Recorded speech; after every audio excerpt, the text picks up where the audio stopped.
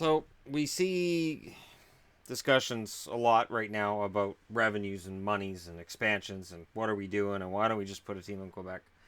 So I'm like, all right, I want to look at this, okay, realistically. First off, if not for a salary cap, the teams you see at the top of this board would dominate the NHL because they'd be able to buy everybody. The Rangers are worth 1.5 billion, Toronto's worth 1.4 billion, Montreal's worth 1.25 billion.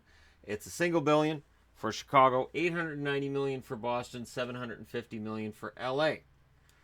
Bottom row, the teams that are worth the lowest amount of all the teams in the league: Winnipeg 375 million, Carolina 370 million, Buffalo 350 million, Columbus 315 million, Florida 305 million, Arizona 300 million. Now, in blue is the amount currently showing on Cap Friendly that these teams are paying in salary cap. Now, there isn't a huge discrepancy here. The number one number on the board is LA with 80.7 million overall. Got the Rangers at 77.7, Toronto at 73.6, Montreal 70.6, Chicago 76.2, and Boston 76.9. For the ones in the bottom row, Winnipeg 74.8, Carolina 62.6, Buffalo 79.3, Columbus 72.6, Florida 77.3, and there's Arizona with 72. Now we know that some of that cap value for Arizona is made up in contracts of guys who aren't on the roster, injured guys, insurance money, yada yada yada.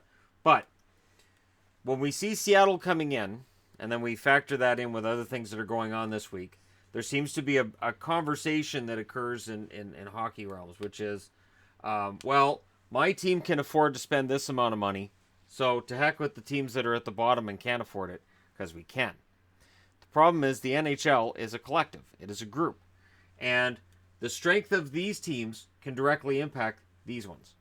So yes, these teams will borrow money from these ones, and I know Winnipeg is a team that sells out every night. I know they generate revenue. I know they're not losing money.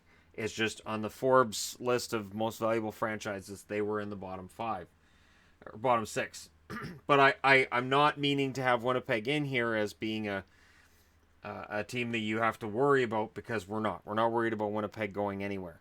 But at the same time, I don't know how aggressive Winnipeg's going to be with the salary cap that's going up to 83 million next year. I don't know how anxious ownership or management is going to be in Winnipeg to go up to $83 million in salary. But we know that they charge a lot of money for tickets in Winnipeg. Winnipeg fans will pay for it.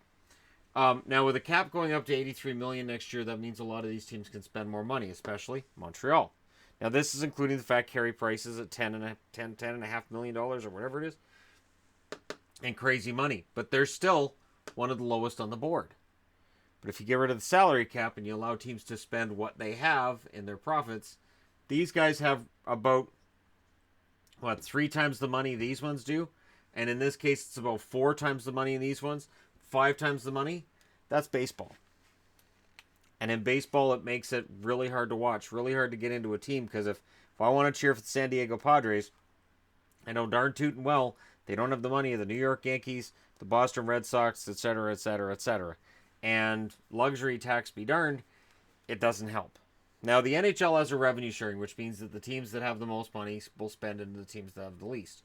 Now, where this affects teams like even Toronto and Montreal is when the Canadian dollar sags as much as it has been lately, it does affect how much, A, the franchises are worth, and B, how much they can spend, because all American money, that's what the players earn. They don't earn money in Canadian, it's all American, right? So it means that their bottom line goes up. Now, I've seen people saying that in the next collective bargaining agreement, they need to deal with tax.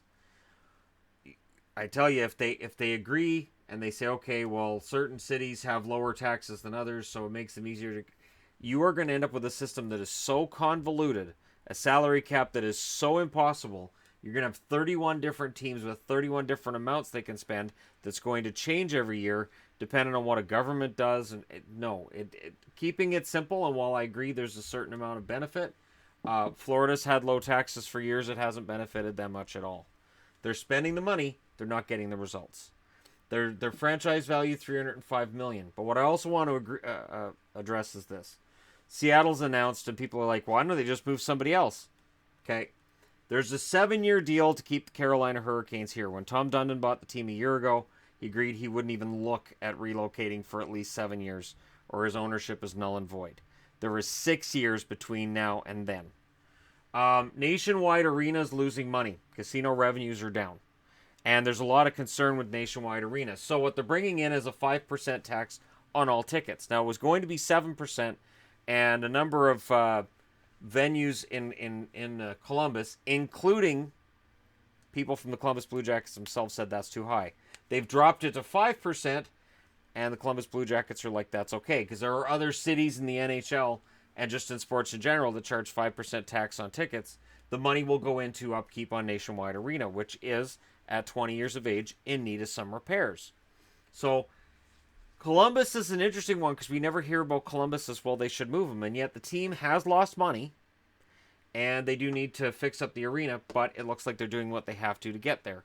And there is no word on any kind of a lease problem between Columbus and the Blue Jackets. They're there.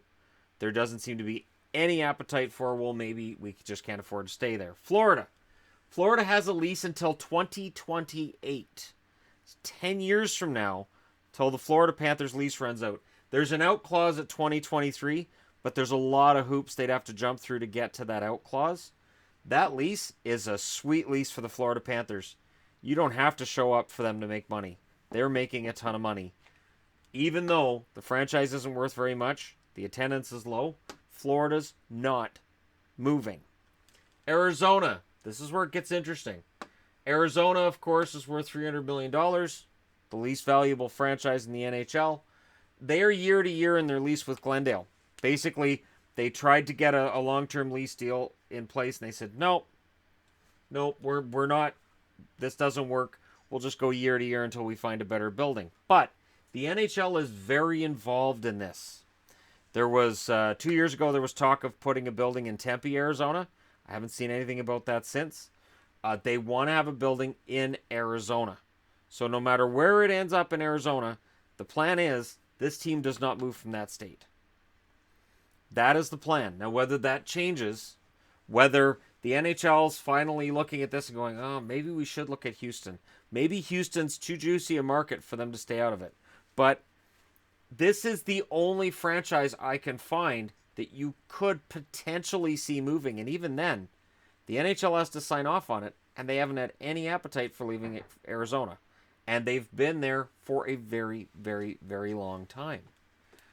I know it doesn't feel like it to those of us that are old enough to remember the old Winnipeg Jets, but it's been a long time. So again, and you can consider this an updated version of my which teams are going to move thing. But in reality, there is no appetite to move a team. I have Buffalo on the board. Notice there's nothing written underneath because we know the Sabres aren't going anywhere. So for the NHL, source of new revenue, you have expansion. You have expansion. And you have expansion. And yes, if you're a fan of one of these teams up here, you are likely paying money into, at the very least, Carolina through here. Maybe not Buffalo now. Buffalo's starting to recover from what they've gone through. But remember, it's not that long ago Buffalo was on life support too, and there was talk about moving them. Today's team that looks like they're on life support and they're going to get moved is tomorrow's Pittsburgh Penguins, who are not on this bottom list. But if we had done this back in, say, 2003 or 2002, yeah, they would have been down here. We would have been talking about moving them. Nashville. Remember when Nashville was getting moved? Oh, Nashville, they're never going to support a team. That city sucks. There's presentation problems. There's record problems. Not in the playoffs for a long time. Barely in the playoffs at all. Never won a round in the playoffs. Had trouble making the playoffs. Had trouble making the playoffs. And up until last year, Winnipeg was in that situation as well. Success goes a long way to creating fans. And there hasn't been any here and here. Very little here. And up until this season, Buffalo was struggling and suffering. And yet, Buffalo fans were coming out and supporting the team in droves. There was no problem getting fans into Buffalo. They weren't excited about the product because the team was in the tank, but hey. And where would LA be if we didn't have a salary cap? LA would be paying through the nose for everybody. So, as much as it might be a, hey, we can pay Oh, we can pay. Yes, absolutely. You're right. They can afford to pay $20-25 million to their top players. Nobody else down here can. And that includes Winnipeg in that situation. They can't afford that kind of money. And that marketplace does not exist. It's not a thing. Not in today's NHL. And while in the beginning the Players Association was very anti-salary cap, and we're not going to have a salary cap, in reality the salary cap has benefited them greatly. Because yes, there, for a guy like Matthews, he might make $20+ million a year in Toronto, but because he can't, that means guys down here can make $8 to $10 million on a small market team or a team that doesn't make as much money. And that really, to me anyways, is the reason why the current system where, yeah, teams don't move and we have revenue sharing and we have a salary cap, that's why it's the best system. Because it allows every team to compete and to be able to do that. And for the NHLPA, salary cap keeps going up. It doesn't go down. So it means more of their players are getting paid. The only thing is, when you're paying star players $8-10 million, then you got all these guys on entry-level contracts, they're going to run out. For the guy who might be a decent third liner, but he's not great, that veteran guy who, has been around for 10 years, he's out of a job. He's going to find himself out of a job a heck of a lot quicker now than he would have 10 to 20 years ago, because teams are like, okay, well, we can't fit you in under the cap because you're going to cost us about $2 million, $2.5 million, and we think your job can be done by this 19-year-old here, so you're out.